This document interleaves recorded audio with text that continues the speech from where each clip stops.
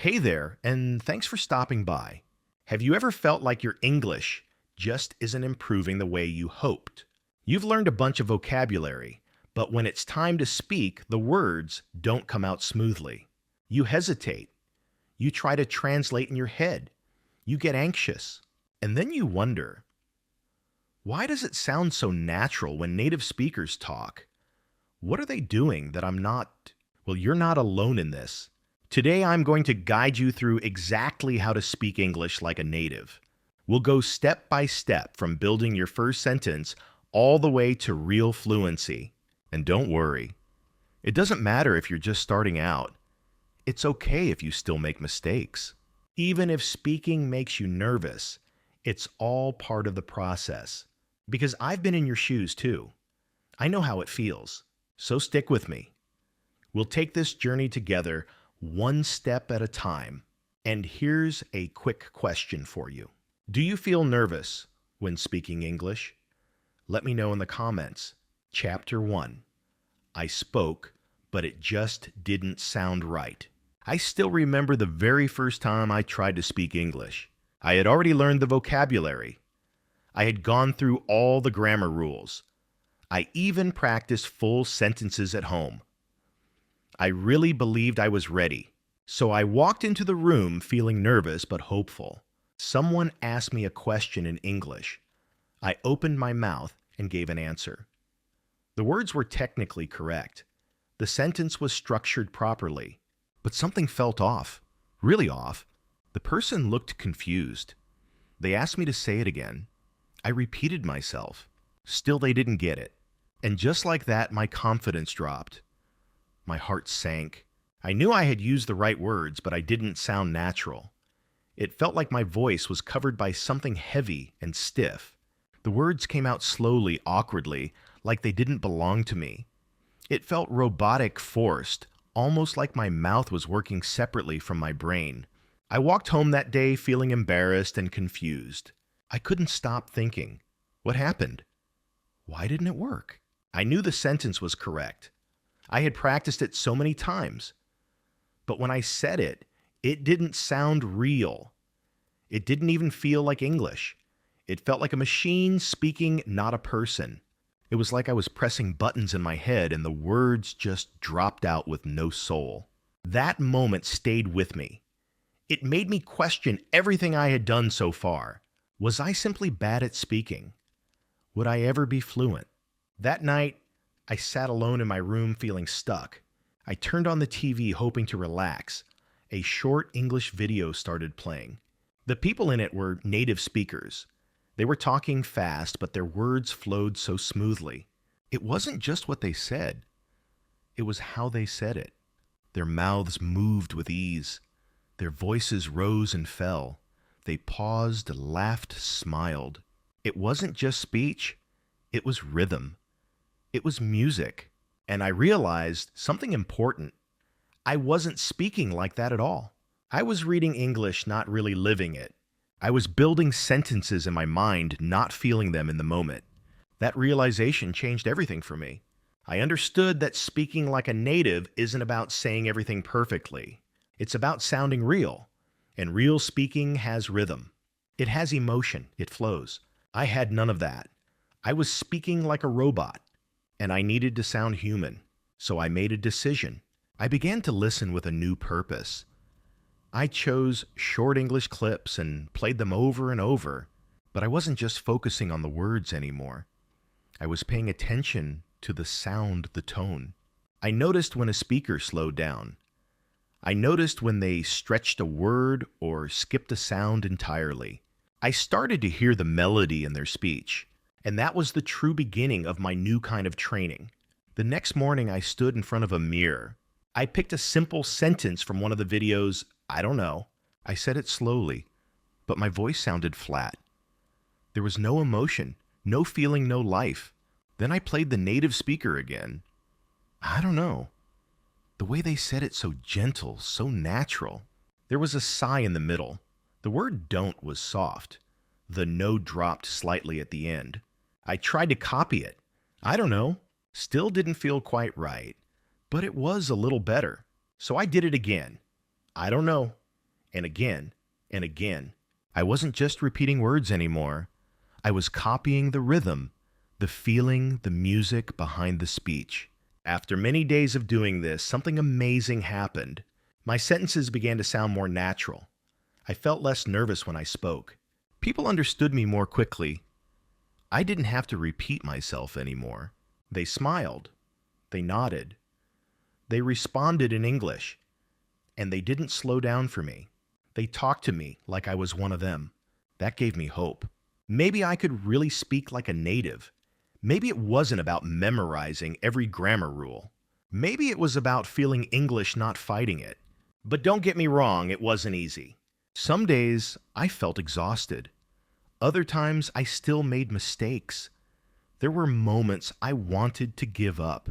I thought to myself, maybe this isn't working. Maybe I'll never get it right. But then I remembered that first moment. The time when my words didn't sound right. When I felt like a robot. I didn't want to feel that way ever again. So I kept going.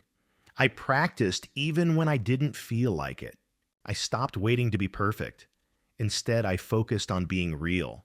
I paid attention to how native speakers used emotion. I started using my hands when I spoke. I moved my face more. I let my voice rise and fall naturally. At first, it felt weird. But then, it started to feel good. I wasn't just learning English, I was learning its soul. So if you've ever felt the same way, if your words don't sound right, if people often ask you to repeat yourself, if you've ever felt embarrassed, then hear this. It's not because you're bad at English. It's because no one ever taught you how to sound native. But now you're here, and we're learning together. I've been on this road before, and now I'm here to walk it with you. Because the truth is simple. You don't need to be perfect. You just need to be alive when you speak. English isn't only about words. It's about emotion, rhythm, and connection. When you start to feel it in your voice, in your mouth, and in your heart, that's when everything starts to change. Chapter 2. Native sound begins with listening. At first, I believed speaking English was just about, well, speaking. I thought if I said more words out loud, if I practiced enough sentences, fluency would eventually come. But I was completely wrong. My mouth couldn't say what my ears had never truly heard. My speaking struggled because my listening was weak. No one had ever explained that to me before. No one told me that real native-like speaking begins with the ears, not the lips. In school, I was told to repeat after the teacher. I would say things like, "My name is Alex. I am a student." I repeated the words. I got the grades. But I never really heard how a native speaker says that. I didn't catch the rhythm. I didn't feel the emotion. It was just memorized lines without life. It didn't sound real, just like a cold sentence on a page. Then something small but powerful changed everything. I was on a bus when the driver played a soft English song. It wasn't loud or fast, but it had a smooth, calm rhythm that pulled me in. I closed my eyes and listened. For the first time, I stopped trying to understand every word. I simply listened to the music of the voice, the ups and downs, the way it paused, the emotion it carried, and that moved me. That was real English. Not the kind from textbooks, not the robotic kind, but the kind that made me feel something. That night, I couldn't stop thinking about it. I went home and played a short English podcast. This time, I didn't pause it. I didn't take notes. I didn't even try to understand everything. I just let the sound wash over me. I heard how going to became gonna. I noticed how the T and don't know was soft, barely there. I picked up on how the speaker laughed a little while saying, "I don't know what I'm doing." It wasn't about grammar at all. It was about rhythm. It was about energy. It was about the natural feel of the language. So I created a new rule for myself. If I wanted to speak like a native, I had to start listening like one. Every day I began listening with fresh ears. Not with pressure, not with stress, but with curiosity. I watched slow English videos. I listened to simple podcasts. I even turned on cartoons and short interviews, and I let the words flow without stopping every second. Soon I noticed something. Patterns began to emerge. Native speakers didn't speak word by word. They blended everything together. What do you want to do? Became, what do you want to do? I had never seen that in any textbook, but once I heard it, I couldn't unhear it. So I started copying it. I didn't say, how are you like a robot? I said it like a real person. How are you friendly? Natural. Listening taught me more than the years of grammar study ever could. It helped me feel the language. I began to understand the beat, the sound, the natural flow. And when I copied what I heard, people started saying, wow, your English sounds so natural. I smiled because I had found the secret.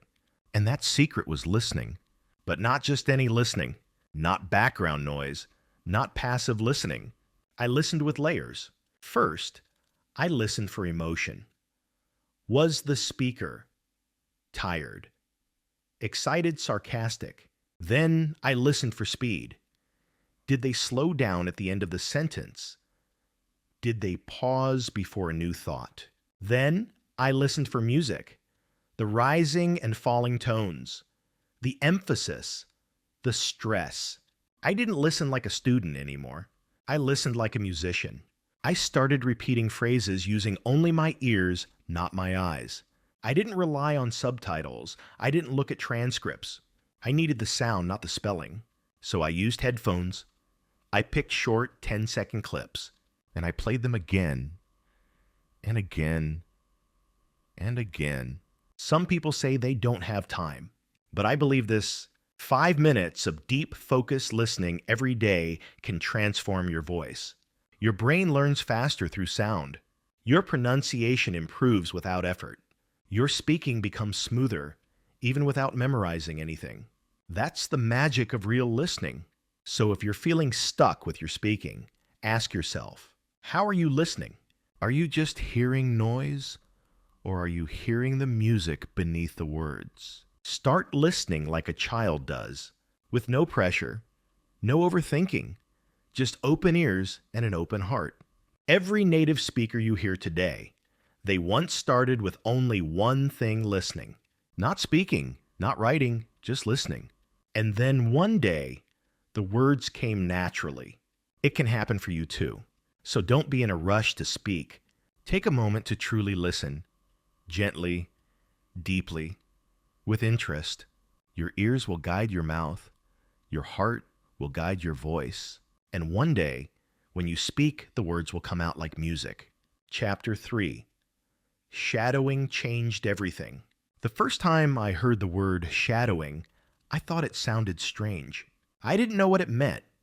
Honestly, I assumed it was only for advanced learners, definitely not for someone like me. But I decided to give it a try, just once. And that one time changed everything.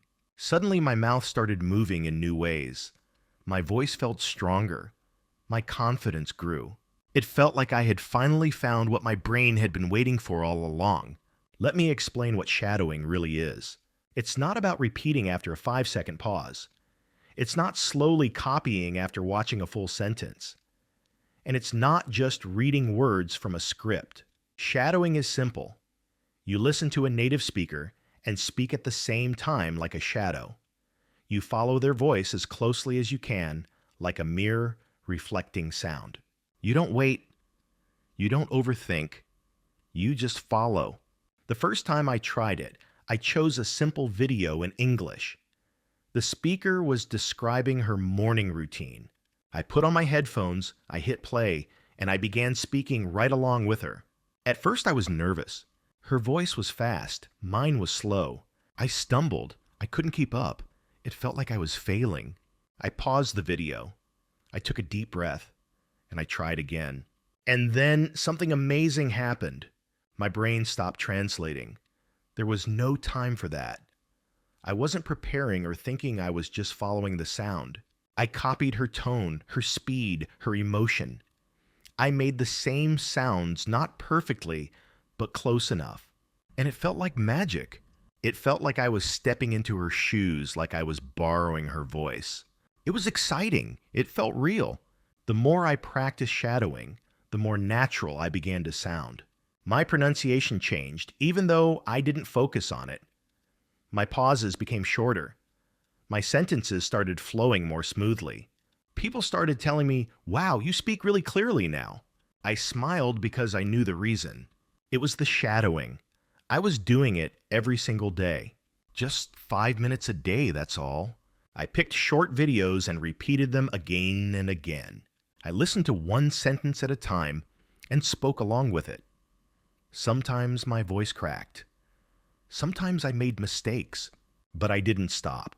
I kept going, and little by little, I started sounding more like the speaker I was copying. But let's be honest, shadowing isn't easy in the beginning. Your brain will scream, "This is too fast." Your mouth will complain, "I can't move like that." That's normal. The first few days are tough, but if you stick with it, something beautiful begins to happen. Your brain starts learning without you forcing it. Your mouth remembers how the sounds feel. You stop thinking about rules and begin to feel the language. I remember one special moment. I was at a shop. The cashier asked me, "Would you like a bag?" Without thinking, I replied, "No, I'm good, thanks." It came out naturally smooth and confident. I didn't plan the sentence. I didn't worry about grammar. It just happened. Why? Because I had practiced that phrase in shadowing so many times. My ears had heard it again and again. My mouth had said it 100 times before. So when the real moment came, I didn't need to think. I just responded. That's the true power of shadowing. You don't have to understand every word. You just copy the rhythm, the sound, the feel. Don't try to be perfect. Be like a child. When babies learn to speak, they don't wait to understand everything. They copy what they hear over and over. That's shadowing. It's childlike. It's powerful. And honestly, it's kind of fun. I started doing it everywhere. While walking, I played short English clips in my ear and whispered along. While cooking, I shadowed the speaker's voice. Even brushing my teeth, I found ways to fit in shadowing. It became part of my life. No classroom, no teacher. Just me, my voice, and a native speaker in my ear. If you want to sound more like a native, don't wait for the perfect lesson. Start shadowing right now. Pick one sentence, just one. Play it again and again. Speak with it. Whisper it. Feel it. Then choose another and another. Treat your mouth like a muscle. Train it through repetition. Let your voice copy until those sounds become part of you. Shadowing isn't about grammar. It's not about writing. It's about sound. It's about rhythm. It's about building a new voice, a natural English voice. So if you feel like your speech is slow, if your words feel broken, if your accent feels too strong, try shadowing. Don't quit after one try. Give it time. Let your ears lead the way. Let your mouth follow. And one day, you'll say something, and someone will look at you and say, "Wow, you sound just like a native speaker." And in that moment, you'll smile because you'll know exactly how you got there. Chapter 4. English is music, not just words. One morning, I was sitting on the floor in my room feeling drained. I had been studying English words all week. I had practiced full sentences. I had shadowed my favorite English speaker again and again. But something still didn't feel right. My words didn't have any spark. My voice sounded flat. It was like I was saying the right words, but I wasn't truly feeling them. So I picked up my phone and watched a short video clip of a native speaker one more time. And this time, I noticed something I hadn't before. It wasn't just about the words they used. It was about how they spoke. There was a rhythm, a melody in their voice. Their speech flowed like a song. That's when something clicked inside me. I realized that English isn't just made of words. English is music. From that day on, I began listening to English the way I would listen to a favorite song. I started paying attention to the highs and lows in their voice. I noticed where they paused, where the sound faded softly, almost like a piano key being gently pressed. I saw how one word would stand out louder and clearer, while the next word would be softer, like gentle waves rising and falling. And slowly, I began to feel that rhythm. I started to hear the beat of the language. I chose one sentence to practice, "I'll talk to you later." At first, I said it how I always did. Slow, clear, one word at a time. "I will talk to you later." Then I listened to how a native speaker said it. "I'll talk to you later." It was faster. It was smoother. The stress landed on talk, and to you became just one soft sound, Tia. It didn't sound like separate words. It sounded like music, and I wanted to make that music with my own voice. So I started with something small. Every morning, I picked one short sentence. I listened to it 5 times. I repeated it 5 times. I wasn't thinking about the meaning. I wasn't thinking about grammar. I only focused on the sound. I even moved my hand like I was leading an orchestra. I followed the stress, the rhythm, the pause. I repeated the sentence again and again until it felt like singing. After just 1 week, I felt a shift. My English voice felt lighter, easier. It wasn't just me pushing words out anymore. Now I was flowing with them. I was riding the rhythm. It felt like I was dancing, but with my voice. And other people noticed too. One friend told me, "Hey, your English sounds a lot smoother now." That gave me so much energy. I knew I had found something important. Then I made a little game for myself. Whenever I heard a native speaker, I tried to copy their sentence exactly like a song. Not just the words, the emotion, the pause, the movement. If they sounded excited, I matched that feeling. If they sounded calm or tired, I mirrored that too. It wasn't about saying it perfectly. It was about feeling it fully and honestly. And I learned something very important. Every language has its own kind of music. In my native language, I speak with emotion. I pause. I raise or lower my voice. I smile. I get serious. English is just like that. But in the beginning, I had turned that music off. I was too focused on grammar rules and being correct. I had forgotten to be expressive. But now I knew if I wanted to sound more native, I had to bring the music back. And you can too. Start with short phrases. Feel the rhythm. Say them slowly, then faster. Say them like you're in a movie. Say them like you're singing to a friend. The more you play with your voice, the more natural you'll sound. One of my favorite phrases to practice was, "I'm not sure." Such a simple sentence, right? But I heard native speakers say it in so many different ways. "I'm not sure." "I'm not sure." "I'm not sure." Each version had a different feeling. Each one was like a new musical note in the language. So I practiced all of them. I didn't just memorize the sentence. I connected with the emotion behind it. Because English isn't just vocabulary. It's not just grammar. It's about sound, rhythm, breath, and feeling. It's the music that builds connection. And when you speak with that music, people don't just hear you. They feel you. They understand not just your words, but your heart. So if your English sounds stiff or flat, maybe it's not your grammar. Maybe you've just lost the music, and you can bring it back starting today.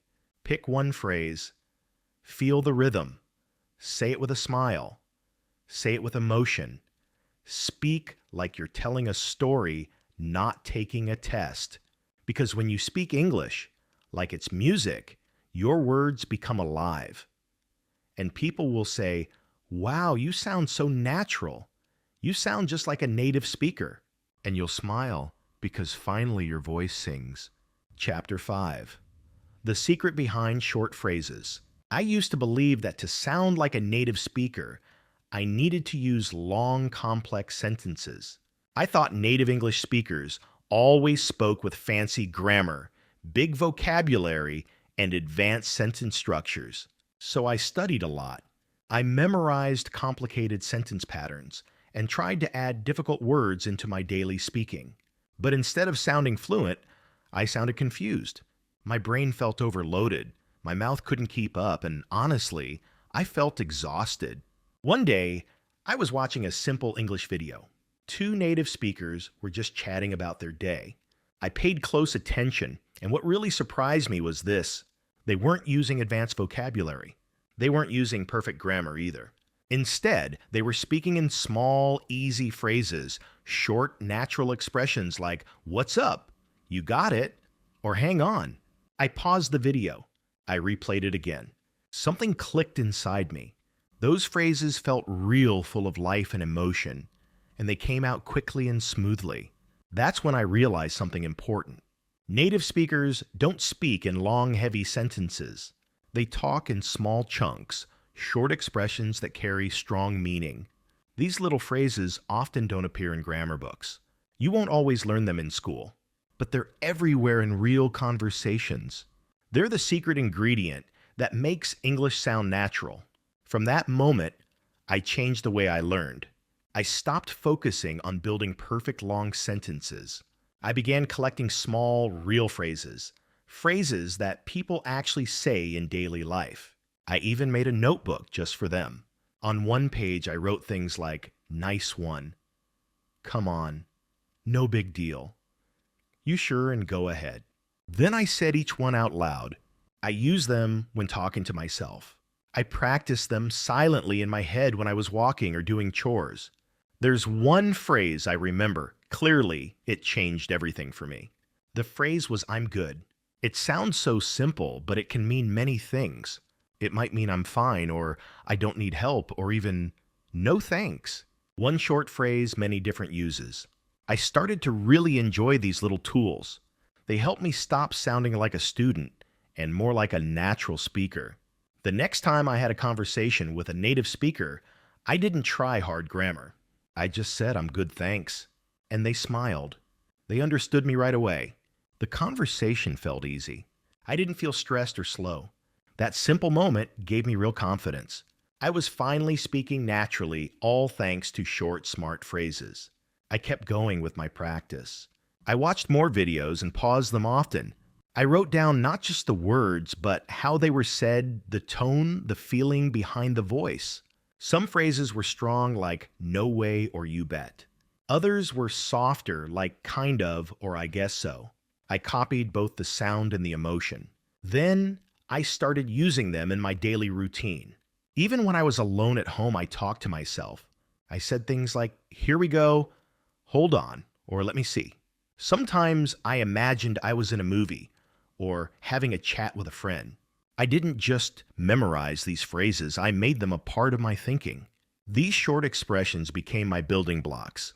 I learned to link them together and speak more naturally, more quickly. Instead of saying, "I do not agree with your opinion," I could just say, "I don't think so."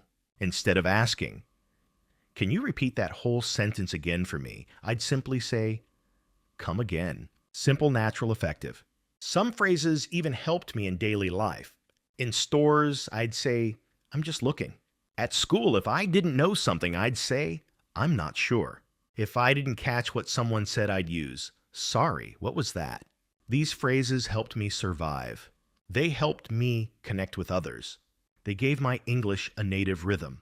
So if you're learning English and you feel slow or unsure, try this method. Stop chasing difficult words. Start collecting short everyday phrases, just 3 to 5 words each. Speak them daily. Say them out loud. Use them in your head. Speak them while walking, cooking, or waiting in line. Say them with real feeling. Say them like you mean it.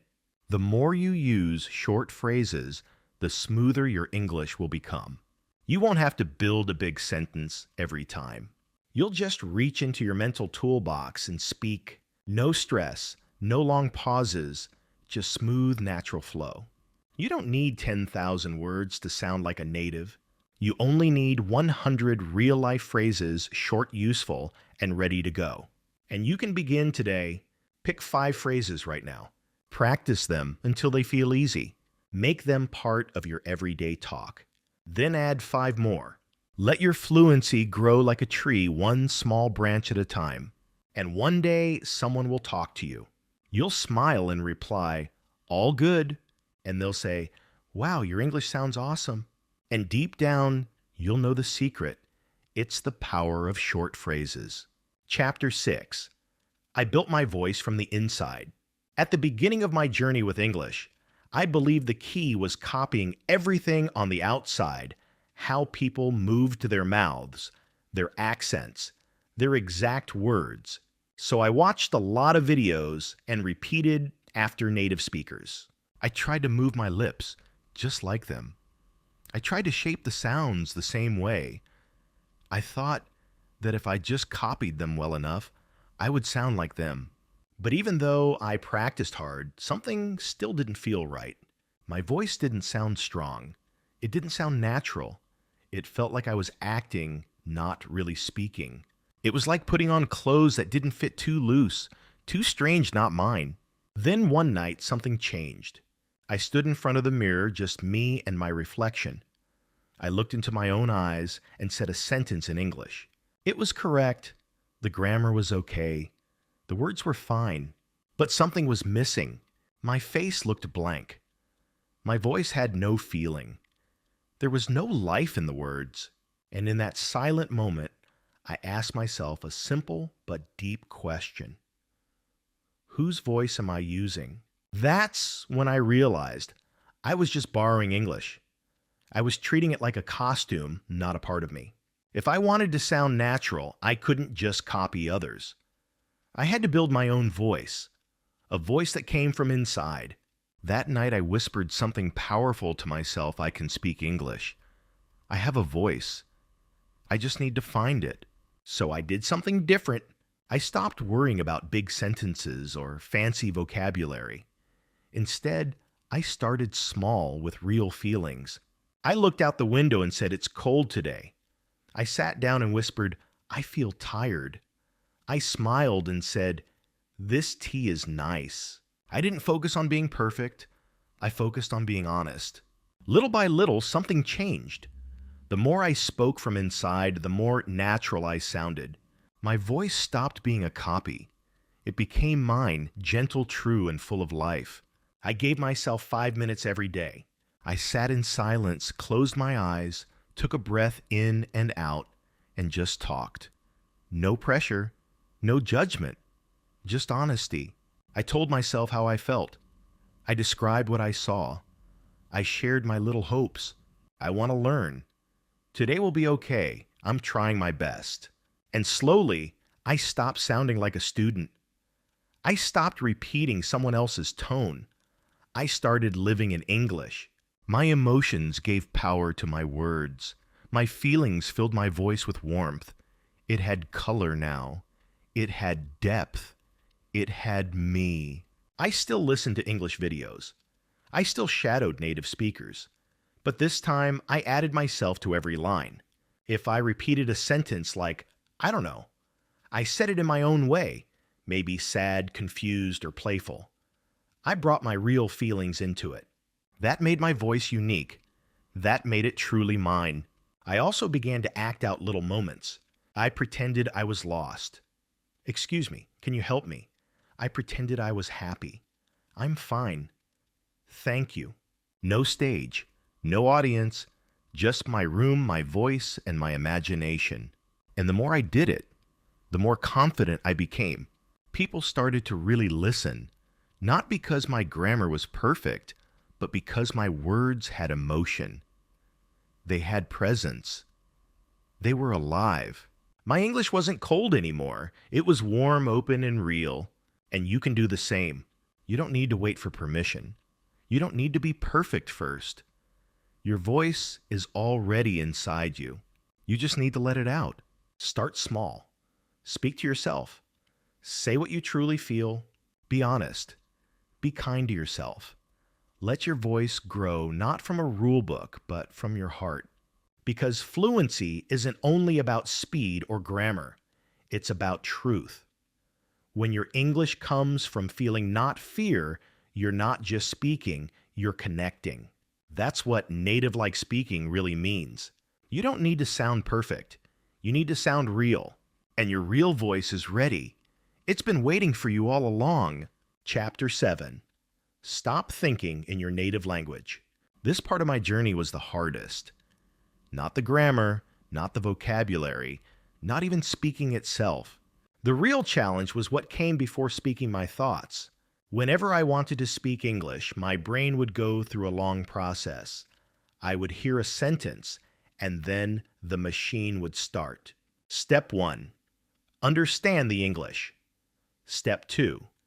Translate it into my native language. Step 3. Think of an answer in that language. Step 4. Translate the answer back into English. Step 5. Say it out loud. It was like running with heavy shoes, slow and tiring. People would ask me simple things, and I would freeze. Not because I didn't know the answer, but because I was stuck in this slow-motion loop of translation. I felt trapped between two worlds. I was caught in a space where every word was a struggle. And what's worse, I didn't feel like me. One day someone asked me, "Do you want coffee or tea?" Simple question, right? But I froze. Inside, my brain panicked. What did he say? Translate that. Okay, you like tea? Say it in your language. Now turn that into English. Now speak. It took me 5 long seconds to say, "Tea, please." Too slow, way too slow, and I knew it. That night, I made a decision. I must stop thinking in my own language. I need to start thinking in English. But how it sounded impossible. My native language had always been in my head. English was something I wore, not something I lived in. Still, I decided to try. I started small. When I looked at a chair, I thought, chair. When I drank water, I thought, I'm drinking water. Just one word at a time, one simple sentence. No grammar rules, just English. At first it felt strange, uncomfortable. My brain didn't want to switch, but I kept going. Every day, I chose 10 things around me and said their names in English. Then I added small sentences. This is my bed. The light is on. I like this music. These tiny steps helped me walk forward. Soon I began asking myself questions in English. What should I eat? How do I feel today? Is it cold outside? I didn't say the answers out loud. I just thought them in English. Sometimes I got stuck. Sometimes I had to guess. But my brain started to respond in English. And then one day I woke up, and my very first thought was, I don't want to get up. And that thought was in English. I was shocked. I smiled. I didn't force it. It just came naturally. That's when I knew my brain was learning to live in English, not just use it. I stopped asking, how do I say this in English? And started asking, how would someone feel this in English? That simple change helped me stop fighting the language. It helped me live inside it. Of course, it didn't happen overnight. My brain still wanted to go back to my native words, and that's okay. When it happened, I gently guided it back. I used pictures. I looked at a tree and said tree. I looked at the sky and said blue. Not in my language, only in English. These small, honest words created a direct connection, no translation. If you're still thinking in your native tongue, please don't feel bad. It's normal, but it slows you down. It hides your real voice. It keeps you in a cage of delay. You can train your brain like training a child. Speak simply. Think simply. Feel the word, not the rule. Say what you see. Say what you feel. Say it in English. Even if it's broken, even if it's slow, that's how your new voice will grow. And one day, someone will ask you a question in English, and without even realizing it, you will answer. Quickly, smoothly, naturally. That's not just speaking. That's transformation. That's when you'll know your brain now lives in English. Chapter 8. Your brain learns like a baby's brain. One sunny day, I was sitting in the park, and I saw a little child, probably just 1 year old, looking at a dog. He pointed and said, "Goo." His mother smiled and gently said, "Dog." The baby repeated slowly, "Duh." She clapped. He laughed, and I just sat there quietly watching. That little moment taught me something powerful. This baby wasn't studying grammar. He wasn't memorizing flashcards. He was learning through connection. He listened, he copied, he tried. He wasn't afraid to make mistakes. He didn't worry if he was right. He simply played with sound and feeling. And I realized that baby was learning better than I ever had, because he wasn't thinking too much. He wasn't translating. He was just living the language. From that day on, I decided, if I want to speak English like a native, I need to learn like a baby. So I made a big change. I stopped trying to be correct. I stopped asking, is this grammar right? Instead, I asked, can I feel the sentence? When I heard I'm hungry, I didn't think about subject and verb. I pictured a baby holding his stomach. I didn't need rules, I needed meaning. Babies don't speak right away. They just listen. Over and over. Come here, no more. Milk. They listen for months. Then one day they speak. That's what I did. I listened to easy English every day. I didn't try to remember every word. I just let my brain soak it in like water. No stress, no pressure, just play. I also copied sounds, not full sentences, just a few words. If I heard good morning, I whispered it slowly. Good morning. I said it like a baby learning to talk. I smiled. I laughed if it sounded silly. I clapped when I got it right. It became fun. Before, English felt like a test. Now it felt like a game. Before, I feared mistakes. Now I made mistakes on purpose because that's how babies learn. I wasn't preparing for an exam anymore. I was learning to feel the language. And slowly the words started flowing. Not with effort, with ease. When I relaxed, I remembered more. My ears opened. My mouth followed naturally. I wasn't asking, which tense is this? I was asking, what do I want to say? Babies use their whole bodies. They point, they make faces, they show feelings. So I did that too. I used my hands. I made big eyes when I said, wow. I used a sad voice when I said, oh no. I didn't just say the words, I lived them. I allowed myself to be silly. I talked to my pillow. I made faces in the mirror. I sang songs. I watched cartoons not because I was childish, but because they matched my learning level. They made me feel safe. They helped me grow. When you learn like a child, you don't rush. You don't compare. You enjoy small steps. 1 word today, 2 words tomorrow, a sentence next week. And suddenly you look back and realize I'm speaking English with confidence. You don't need a big brain. You just need a baby brain, one that's open, curious, brave. Babies fall 1,000 times, but they keep going.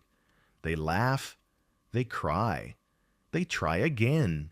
That's why they learn so fast. So if you feel stuck or slow, remember this. It's not because you're not smart. It's because you forgot how to play. Start over. Start small. Smile when you speak. Laugh when you forget. Repeat slowly. Use your hands. Watch cartoons. Say words out loud. Let your voice grow not from books, but from joy. Because when your brain learns like a baby, your heart learns too. And one day, someone will ask you, how did you learn to speak like that? And you'll smile and say, I just started again, like a child. Chapter 9. Mistakes made me sound better. In the beginning, I was really scared of making mistakes when speaking English. Every time I tried to talk, my heart would beat faster and my hands would get cold. I worried that I would say something wrong.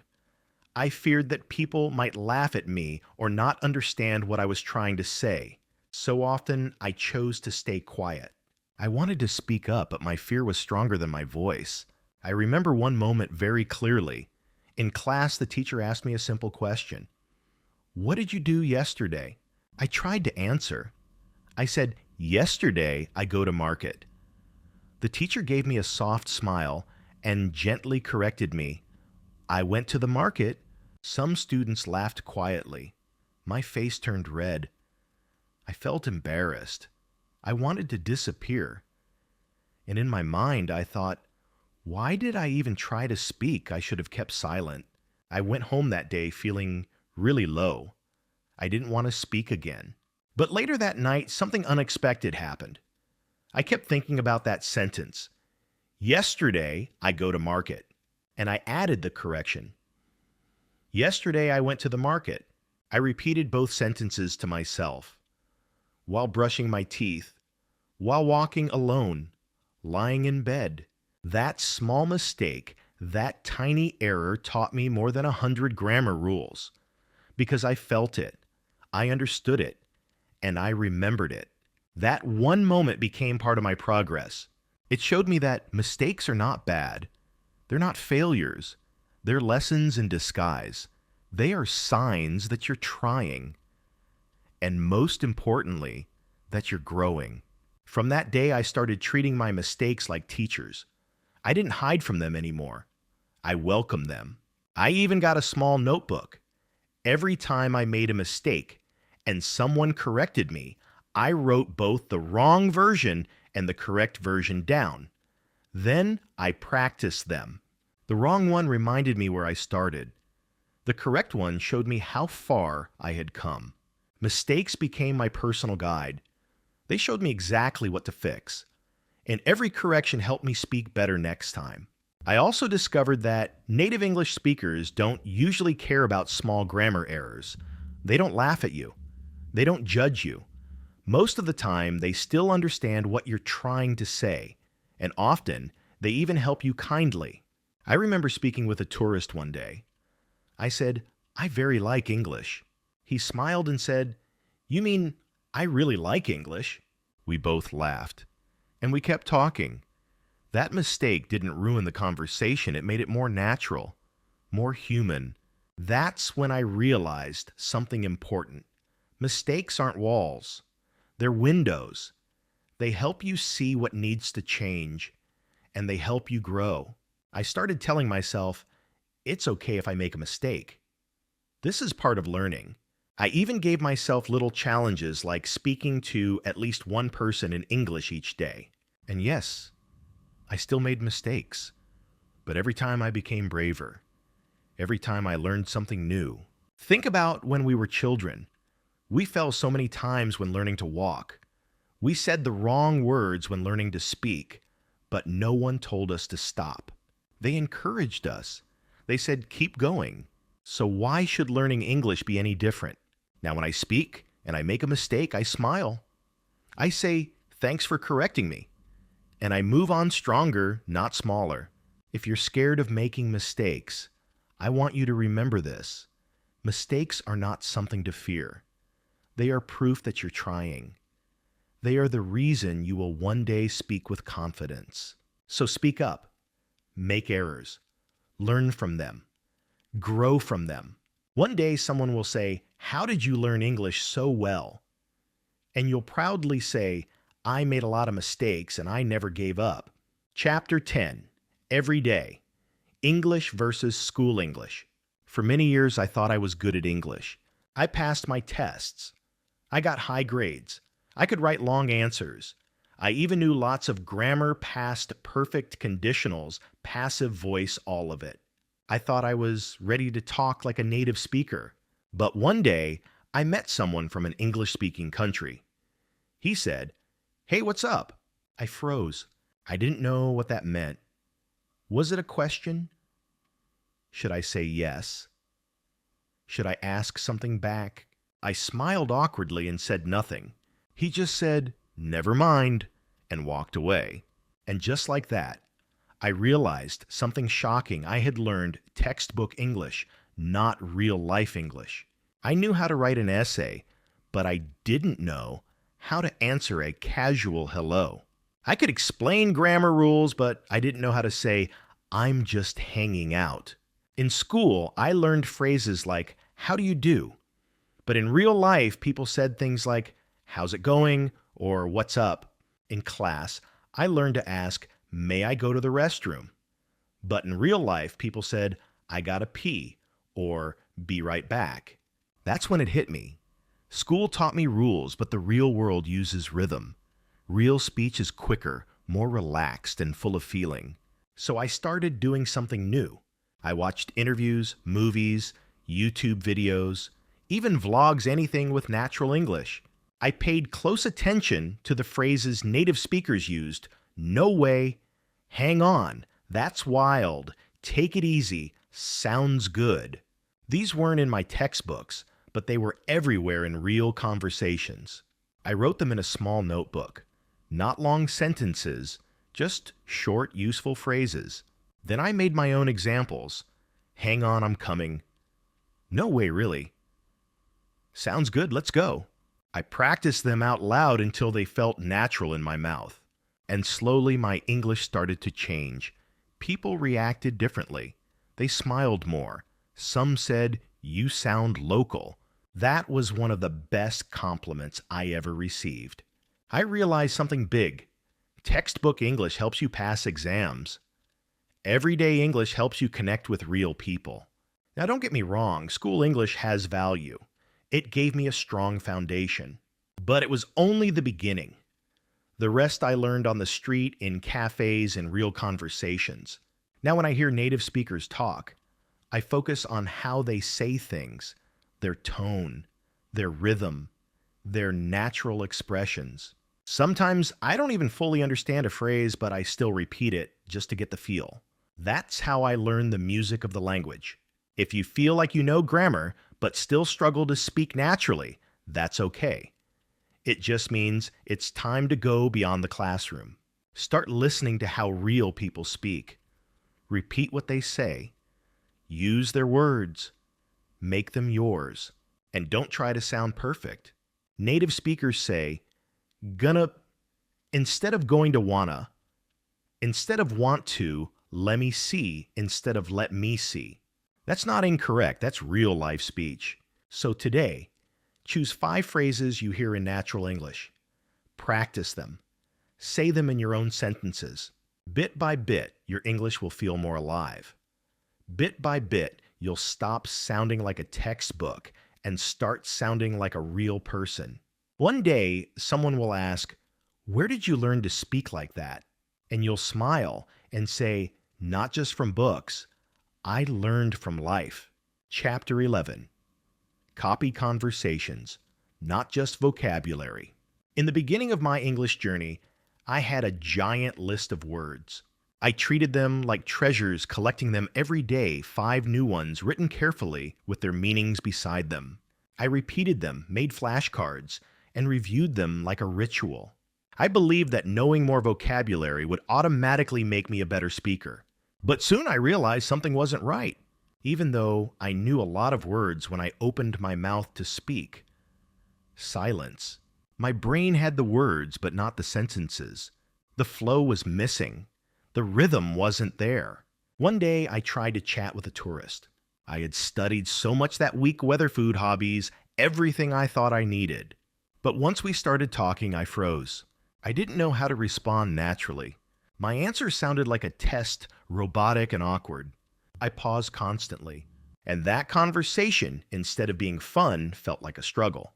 That night, I stared at my long vocabulary list, and I felt disappointed. All those words. And yet I still couldn't hold a simple conversation. Then I asked myself something important. How did I learn to speak my native language? And the answer came clearly. I didn't start with isolated words. I listened, I watched, I copied full conversations. As a child, I heard my family talk and I imitated their sentences. I didn't study grammar. I repeated what they said. That's when the truth hit me. To speak English fluently, I needed to stop memorizing only words. I had to start copying real conversations, full, living, natural conversations. So I changed everything. I stopped writing random words. Instead, I wrote entire sentences, entire exchanges. If I watched a short video, I didn't just note the word chilling. I wrote, "Hey, what's going on?" Not much, just chilling. I've been busy lately, you know. I focused on the tone, the pauses, the way the speaker smiled while saying it. These were more than words, they were real communication. I began shadowing pausing videos, repeating lines out loud. I didn't just say the words. I acted like I was in the scene. I used hand gestures. I mirrored expressions. I wasn't just studying English. I was living it. And it worked. When someone asked me, "What have you been up to?" I didn't panic. I had practiced the answer so many times, not much, just trying to stay busy. It came out effortlessly, no translating, no hesitation. Learning to speak English is like learning a song. You don't just memorize individual notes. You learn the melody, the beat, the whole structure. It's the same with speaking. The more full phrases you know, the more fluent you become. I even created my own scenes. Alone in my room, I'd pretend I was at a restaurant. "Hi, can I get a chicken sandwich and a bottle of water?" "Sure." "For here." Or to go please, "Thank you." I played both roles. Sometimes I used a mirror. Sometimes I changed my voice. I had fun with it. And with time, my confidence grew. Not because I had a huge vocabulary, but because I had real practice with real conversations. So if you want to speak fluently, don't just collect words. Collect interactions. Write down entire exchanges you hear. Repeat them out loud. Use their rhythm, their tone, their expressions. Language isn't just bricks. It's also the structure that holds them. And conversations give those bricks a home. When someone talks to you, you won't just throw out a word. You'll respond smoothly like a real friend.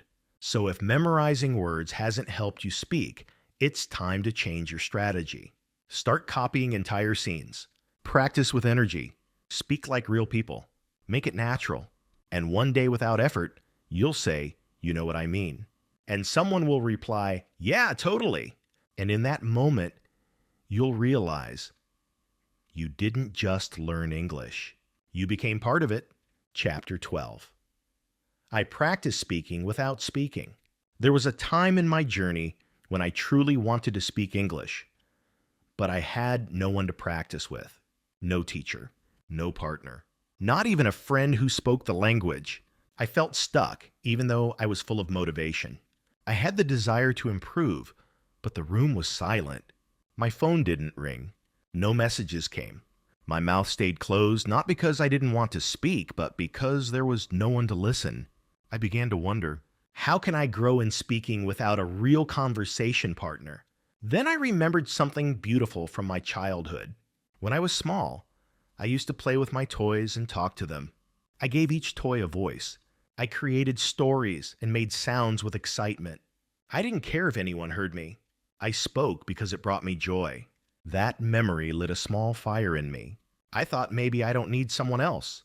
Maybe all I need is my own voice. So I began with a simple step. I talked to myself. At first, I whispered quietly. I looked at my cup and said, "This is a cup." I stood and said, "Now I'm walking to the window." In front of the mirror, I looked at my tired eyes and said, "You look sleepy today." Nothing fancy, nothing advanced, but it was real.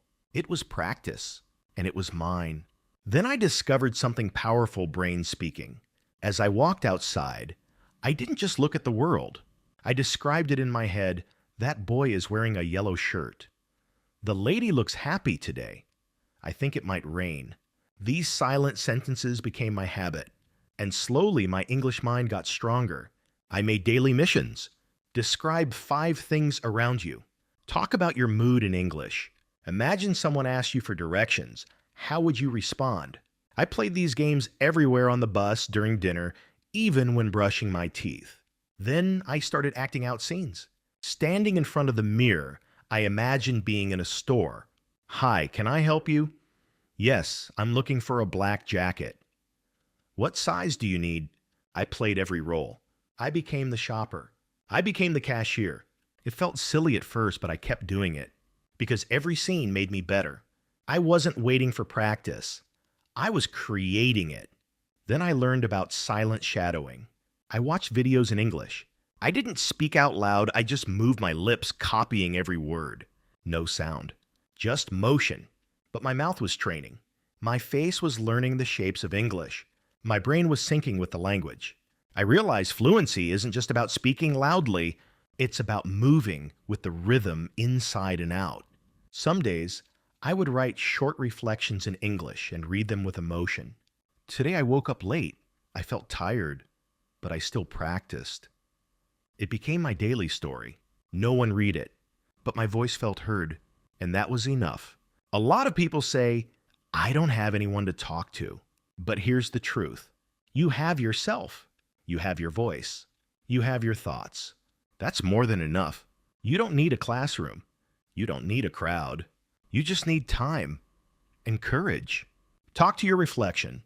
Talk to your breakfast. Talk in your head. Whisper when you're shy. Speak when you're strong. But always, always stay in motion. Because every second you live in English, your fluency grows. One day, someone will say, wow, you speak so naturally. You must have practiced with many people. And you'll smile because only you will know. You practiced alone. You spoke to yourself. You had conversations that no one else heard. But those silent hours built your voice. And now that voice is ready for the world. Chapter 13. I watched. I paused. I spoke. I still remember the day I found something that changed everything. A small button called pause. I was watching an English video on my phone. The speaker talked fast, full of energy and confidence. Their voice was smooth, almost like music. The way they spoke felt effortless, and I thought to myself, I want to sound like that. But by the time the video ended, I realized I had barely understood anything. The words came too quickly. The sentences blended together. I felt confused. And honestly, I felt like I had failed again. But then a small idea popped into my head. What if I don't try to watch the whole thing at once? What if I just stop after one sentence? So I opened the video again. This time, after the very first line, I pressed pause. The speaker had said, "Hey, how's it going?" I repeated it out loud. "Hey, how's it going?" Then I pressed play. Next line. "Not bad, just got home from work." Pause again. I copied it. "Not bad, just got home from work." And I continued like that, one sentence at a time. And something started to change. My ears began to recognize the rhythm of English. My mouth started to move in the same way. The sentences didn't just sit in my mind anymore, they flowed out of my mouth. No, it wasn't perfect. I didn't sound like a native speaker, but I sounded more natural, and that was something new. For the first time, I wasn't speaking like a textbook. I was speaking like a real person. That night, I couldn't stop thinking about this simple method. Watch, pause, speak. So basic, yet it felt powerful. In the past, I tried to speak faster, but now I understood fluency doesn't mean speaking quickly. It means speaking smoothly. And that only comes from slowing down first. From that day on, I made it my daily practice. I chose one short video every day, no more than 2 minutes long. It could be a movie clip, a vlog, or a podcast. I played the first line, paused, spoke it out loud, but I didn't just repeat the words. I copied how they sounded, their tone, their energy, their emotion, the way their voice rose and fell. I didn't try to understand everything. I focused on the feeling of the sentence. I let the words enter through my ears and come out through my mouth. No grammar, no dictionary, just listening and speaking. Some days I stood in front of the mirror. I played a line from a movie, paused, looked into my own eyes, and said the line again and again. I copied the hand gestures. I moved my face the way the actor did. I wasn't just learning English. I was acting it out. I was living it. Other days, I watched interviews. I learned how people said simple phrases like, that's crazy. These little expressions were full of life. They made my English more alive. I discovered how to say, "Oh, really?" with real surprise. I guess so. With a little doubt, things no teacher ever taught me, I learned from pressing pause.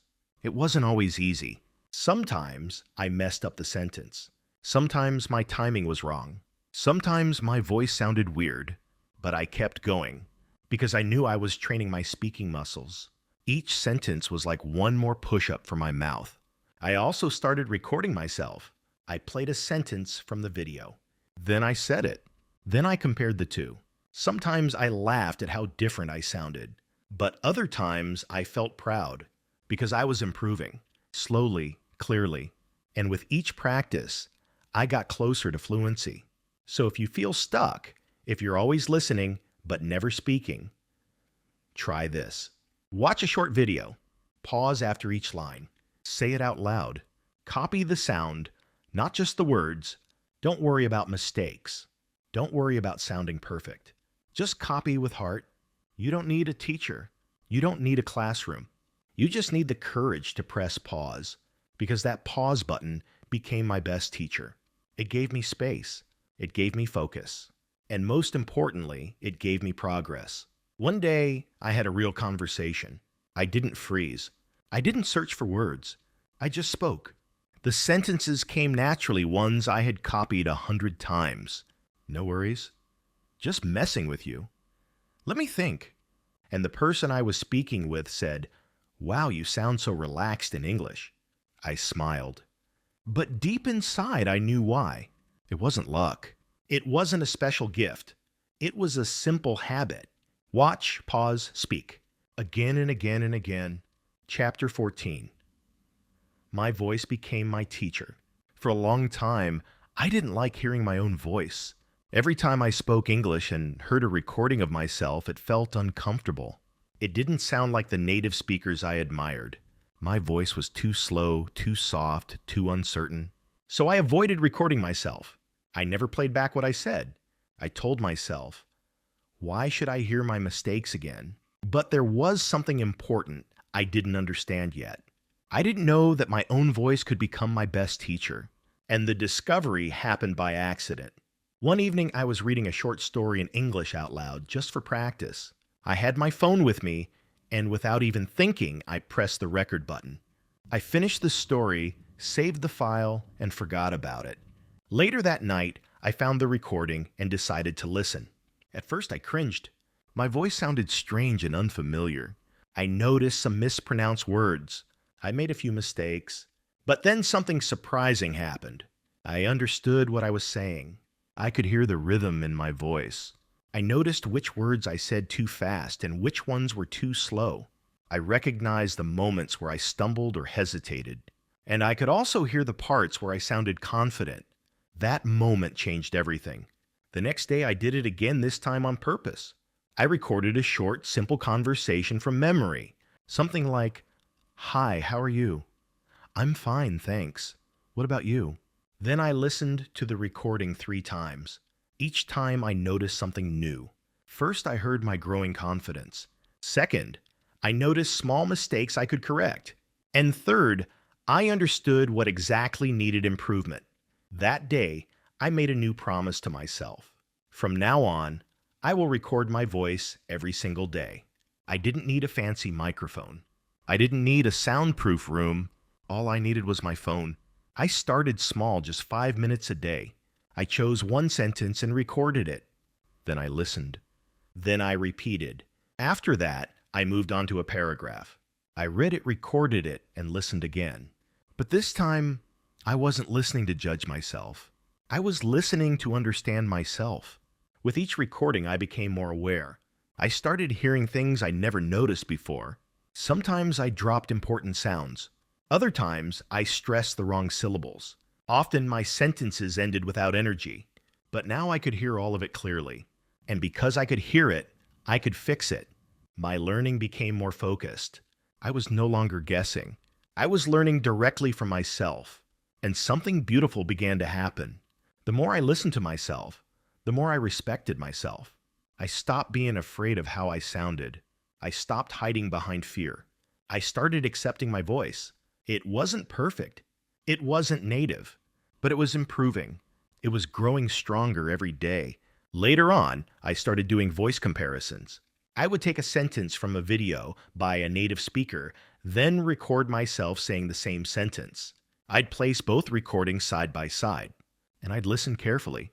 I asked myself, where do I sound different? But instead of feeling discouraged, I felt excited, because I could now hear the small differences. And I knew I had the power to close that gap. I kept practicing daily. I used different speaking apps. I created fake conversations with myself. I recorded voice notes about my day, like today I went to the market, or I'm feeling tired but happy, or even I watched a good movie. These small recordings became my daily training. They helped me improve more quickly than any class or textbook. Your voice is not just a sound. It's a tool, a mirror, a teacher. It shows you where you are and where you can go. But most learners ignore this tool. They avoid hearing their own voice. They're afraid of how they sound. Please don't be. Your voice is part of you, and it's powerful. You don't need to share your voice with the world. Just start by sharing it with yourself. Listen with kindness. Listen with curiosity. Instead of asking, "What's wrong with me?" ask, "What can I learn from this?" Sometimes I laughed at my own mistakes. Sometimes I recorded the same thing 10 times. Sometimes I deleted everything and started fresh. But every time I recorded, I moved forward. And every time I listened, I became more fluent. Not because someone else corrected me, but because I corrected myself. If you want to speak like a native, begin with your own voice. Train it. Trust it. Love it. You don't need a teacher to tell you what to fix. Your ears already know. Your heart already knows. One day, you'll listen to an old recording and say, "Wow, I've come so far." And you'll smile not just because your English improved, but because you believed in your voice. You don't need to sound like someone else. You just need to sound like you. Growing, improving, getting stronger every day. And your voice, yes, your very own voice will show you the way. Chapter 15. I made English my daily habit. In the beginning, English felt like a big project. It was something I had to finish like homework with a deadline. I would study hard for 3 days, then stop for a whole week. One morning, I'd wake up full of energy and say, "Today I'll study for 2 hours." But the next day, I did nothing. My motivation came and went. Like the wind here, one moment, gone the next. I wanted to improve fast, but I had no system, no rhythm, no routine. I only studied when I felt like it. And that I later realized was my biggest mistake. One evening I sat quietly and thought deeply. Why do I still feel slow when I speak English? Why does my confidence break so easily? I had watched so many videos. I had read books. I had done grammar exercises. But still, I couldn't speak fluently. Then I looked at another part of my life, my habits. I brush my teeth every day. I eat breakfast every day. I check my phone every day. These things happen automatically. They are not big. They are small, but they are regular. And that's when something clicked in my mind. I realized the truth. I don't forget to brush my teeth because it's a habit. I don't forget to eat because it's a routine. So, why not make English part of my routine too? Not something special, something normal, just like drinking water. So that night, I made a promise to myself. I will make English my daily habit. From that day on, I stopped chasing big goals. I stopped trying to do everything in one day. I started small. I made one simple rule. Practice English every day, even if it's just for 10 minutes. No pressure, no perfect schedule. Just one small step repeated every single day. In the morning, while brushing my teeth, I played a short English video. I didn't stop to study it. I just let it play in the background. In the afternoon, I wrote a few simple sentences in my notebook. It's a sunny day. I feel a little tired. I want to speak better English. In the evening, I watched a short video. I paused after a line. I repeated the phrase out loud with emotion. Even if no one was around, I still spoke with feeling. These little actions slowly became part of my daily rhythm. At first, I thought, this is too easy. Can this really help? But after just 1 week, I noticed something. My mouth felt more relaxed when I spoke English. My brain didn't freeze when I heard someone speak quickly. My memory improved. I didn't forget as easily. And the best part, I didn't feel tired or burned out because I wasn't doing too much. I was doing just enough every single day. Then I added a few more things to my routine. On some days, I recorded myself speaking for 5 minutes. On other days, I read a paragraph out loud. Sometimes, while walking, I thought in English. I see a tree. That man looks happy. I'm hungry now. They were simple sentences, but they were real. They were mine. They were daily. And that's what made the difference. The power of habit isn't in doing big things. It's in doing small things over and over again. Habits grow like seeds. If you water them a little each day, they become strong. If you forget them, they dry out. English was my seed, and I watered it gently every day with patience and care. People often ask me, how long did it take you to speak fluently? And I always say, fluency doesn't arrive all at once. It's built day by day. You don't need to study for hours. You just need to stay close to English. Be friends with it. Let it live in your routine. Make it as natural as tea walking or sleeping. Even on my busiest days, I found time. 5 minutes before bed. One English sentence while cooking. A quick shadowing session during my walk to work. These moments weren't big, but they added up. They created a voice inside me. Quietly, steadily. I also changed my environment to support my habit. I switched my phone language to English. I followed English-speaking creators online. I placed small sticky notes around my room. You can do it. Just one sentence. English today. These small messages made me smile. They reminded me that I was on the right path. Of course, there were days when I felt tired. There were days when I wanted to quit. But I always reminded myself, it's okay. Just do a little. So I whispered a few words. I thought of one sentence, and that was enough to keep the habit alive. If you want to speak English like a native, don't wait for motivation. Motivation fades. Habits stay.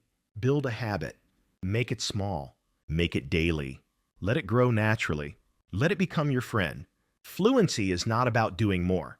It's about doing it again. And one day, without even realizing it, you'll notice the change. You'll speak without fear. You'll understand more quickly. You'll start thinking in English. Not because you studied harder, but because English became a part of your life. A quiet part, a daily part, but a powerful part. Chapter 16. Emotion is the secret to sounding natural in English. For a long time, I believed that speaking English well only meant using correct grammar and the right words. I thought if I memorized vocabulary and followed sentence patterns from books or videos, I would sound fluent. I practiced daily, repeated lines, copied phrases. But even when I got everything technically correct, something still didn't feel right. My English felt flat. It had no life, no emotion. People heard me, but they didn't connect. And deep down, I felt a bit empty too. Then one day, everything changed. I was watching a movie. A character said just 2 words, "I'm fine." But it wasn't the words that touched me. It was how she said them. Her voice was soft, a little slow, filled with quiet sadness. That simple line made my eyes tear up. I paused the video and tried to repeat it. I said I'm fine, but it didn't sound like hers. The words came out, but the feeling wasn't there. That's when I had a realization. Native speakers don't just speak, they express. They put emotions behind their words. And I discovered something even more personal. I had always been scared of showing emotion when I spoke English. I wanted to be correct, not real. I avoided showing happiness, frustration, fear, or excitement. But that fear made my voice small. It made me sound robotic, cold, distant, empty. So I made a promise to myself. From now on, I would bring my emotions into every English sentence. I started small. I chose 1 sentence a day. Something simple, like I'm tired. Then I said it 3 times. First, like I was truly tired. Then like I was pretending to be tired. Then like I was angry about being tired. Same words, different feelings. That's when I saw the magic. Adding emotion made the sentence come alive. So I practiced even more. I stood in front of the mirror.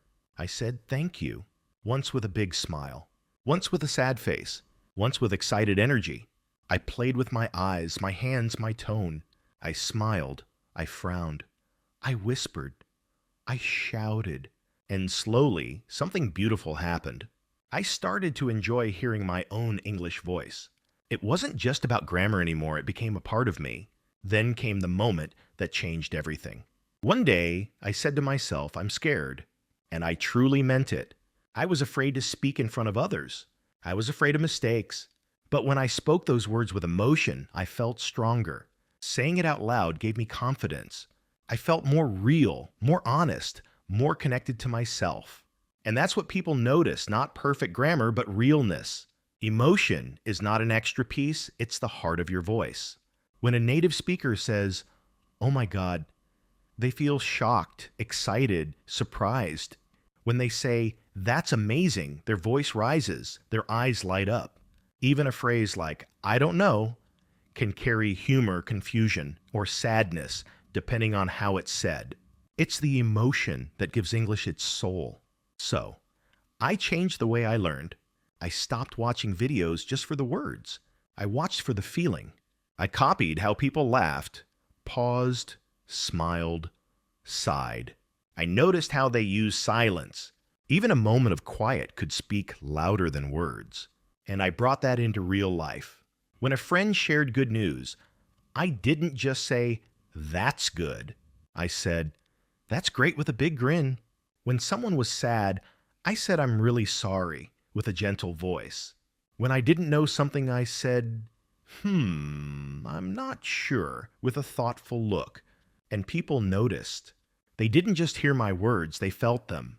Emotion helped me remember phrases better too. When I said I'm so happy and laughed, my brain locked it in. When I said I'm scared with a trembling voice, I never forgot it. Feelings helped me remember because they made the moment real. So if you want to sound native, don't just copy sentences. Copy the feeling behind them. Don't hide your emotions. Use them. If you feel nervous, say I'm nervous. If you feel excited, say I can't wait. Say it with your heart. Let it show in your voice, in your face, in your posture. Your English doesn't have to be perfect. It just needs to be alive. And only you can breathe life into your voice. So today, say one sentence with full emotion. It doesn't matter how it sounds. Say it like you mean it. Say it with your body, your eyes, your spirit. Because that's how native speakers talk, and you can too. One day, someone will hear you speak and say, "You sound different. You sound real." And in that moment, you'll smile. Because deep inside, you'll know the truth. That's not just English anymore. That's you. Chapter 17. Fluent moments change me. There's a special moment in every language learner's journey that feels almost magical. It's that time when the words just come out without effort.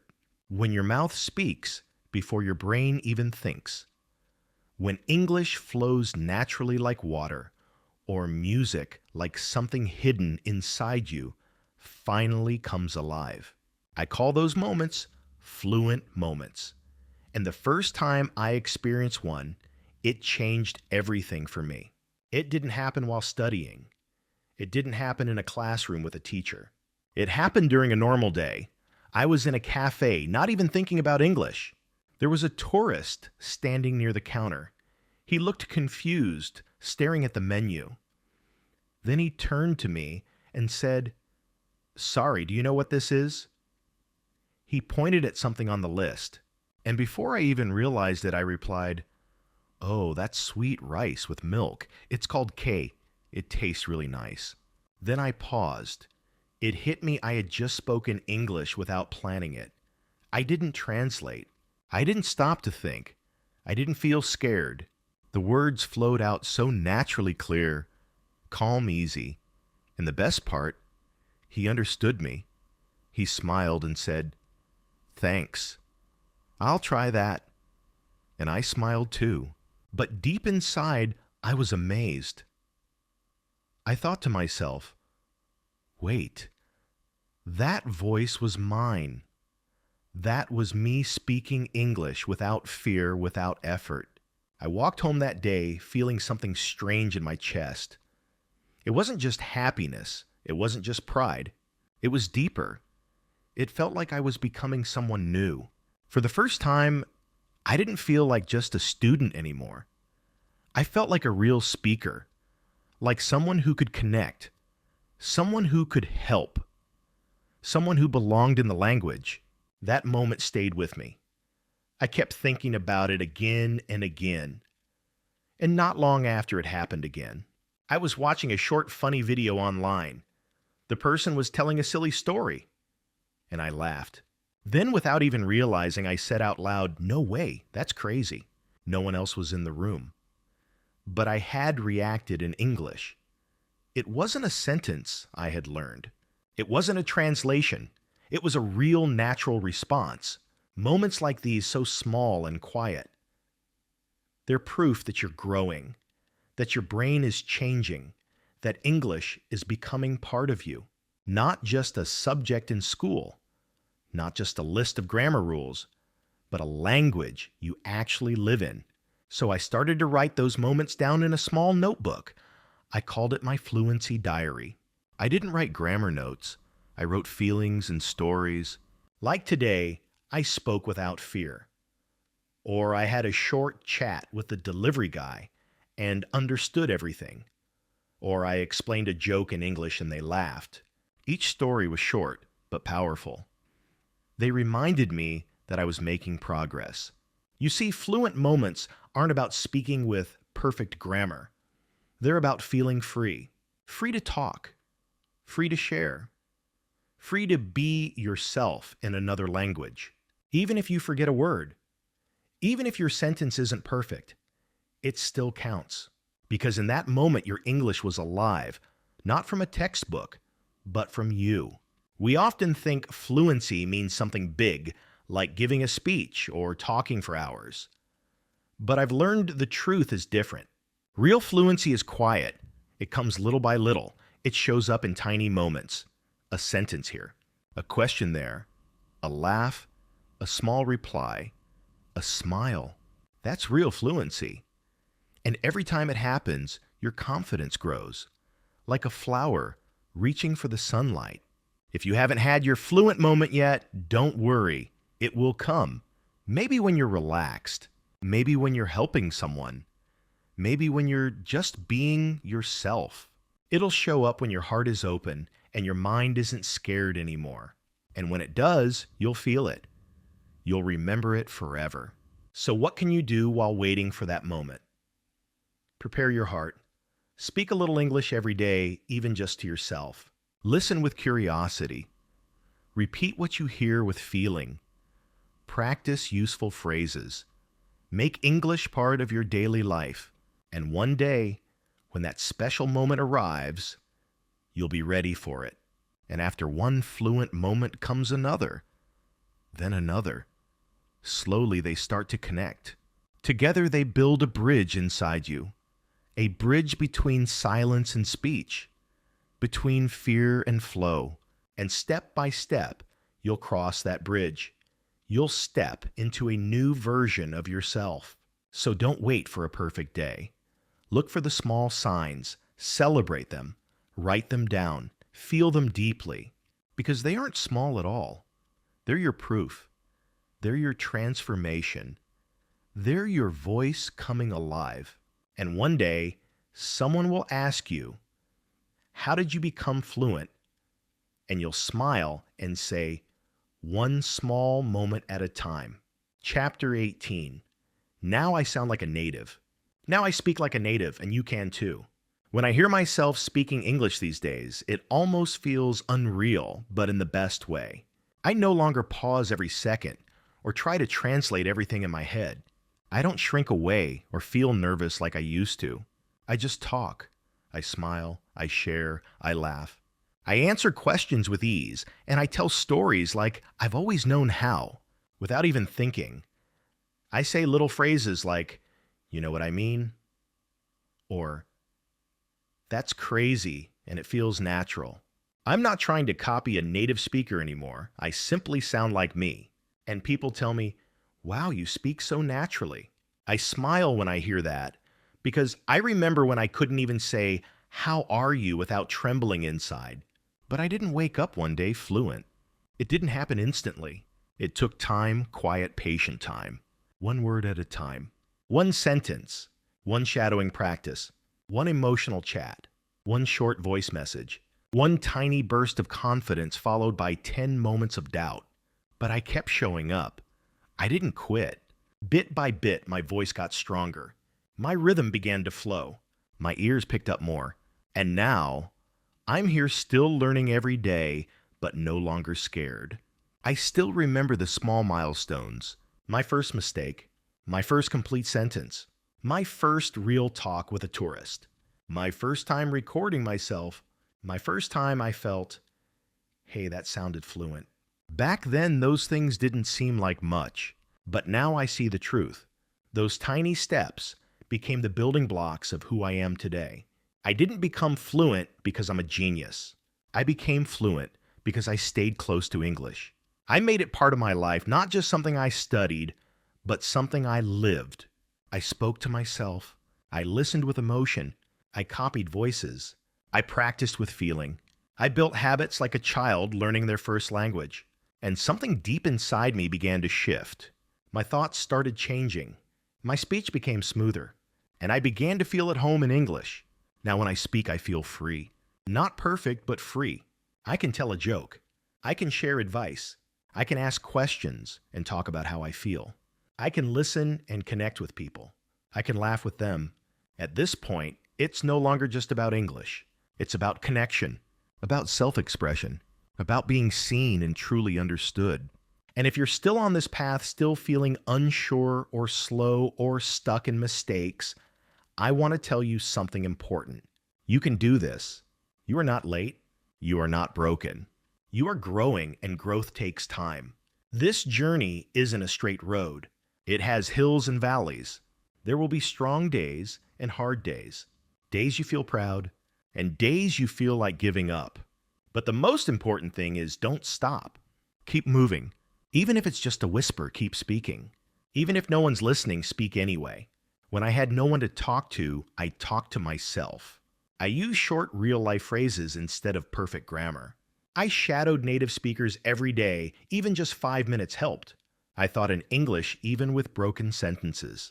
I used emotion. I used my hands. I used my heart. I didn't treat English like a weekend task. I made it part of my everyday routine, and I welcomed every mistake like a teacher. Each mistake brought me closer to fluency. You may not notice your progress right away, but one day, someone will speak to you in English, and you'll reply without even thinking.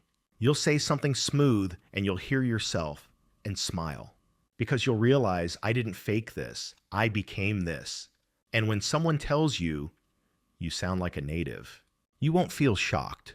You'll feel thankful, because you'll remember those late nights practicing, the tears after failing to speak, the moments when you nearly gave up, but didn't. You'll remember the quiet strength, the small, brave steps. And then maybe you'll help someone else. You'll share your story. You'll pass on the encouragement, just like I'm doing now. So let this final message stay with you. You don't have to be perfect to speak fluently. You need to keep going. You need to be patient with yourself. And you need to speak with heart. You're not far. You're not starting from zero. You already have the most important tool, your voice. Use it. Strengthen it. Believe in it. Step by step, you'll get there just like I did, because now I speak like a native. And I believe you will too. Thank you so much for watching this video. If this story touched you, if it made you feel seen or gave you hope, please don't keep it to yourself. Share it with a friend who's also on this journey. Leave a comment and tell me where you are right now with your English. Remember, fluency isn't a finish line. It's a path you walk step by step with patience and heart. And every sentence you speak, every mistake you make brings you closer. So keep going. Keep speaking. Keep believing. Because one day you'll look back and realize you didn't just learn English. You became someone new through it. And that version of you, you're going to love them. See you in the next video.